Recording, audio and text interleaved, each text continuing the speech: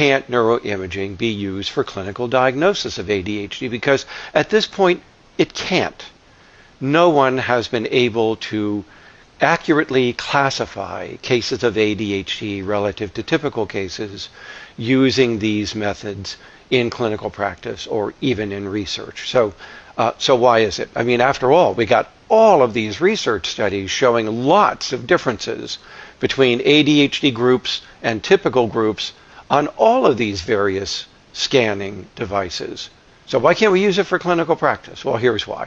Let's go back to the point I just said. Imaging methods are very useful in research studies, but that's because we compare large groups of individuals, say ADHD, versus typical. So we're comparing groups and many people within the group, and we average their scans together, and therefore we compare the differences in the means of these groups to each other. So think of two bell curve distributions, one for ADHD, one for typical people on the scan, and we're comparing their means. And oftentimes there are statistically significant differences between these means. And so the paper has a positive finding that there are these imaging differences between these groups. But let me point out something. The differences in these studies are so small that it takes comparison of groups, many people within these groups, to detect the group differences. That's what studies are looking at, group differences.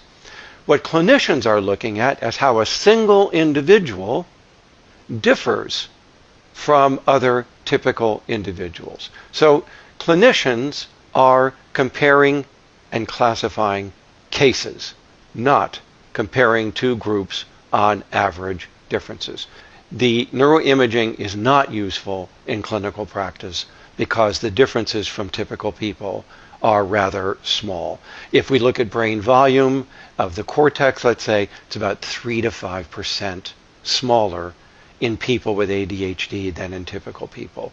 And if we look at activity differences or regional differences in activity, it might be anywhere from 10 to 25% less active. These are not profound differences, and they would be hard to spot on an individual scan. So the bottom line, folks, is that at this time, neuroimaging cannot be used in clinical practice for making a diagnosis, for subtyping people with ADHD, or for planning treatment with ADHD.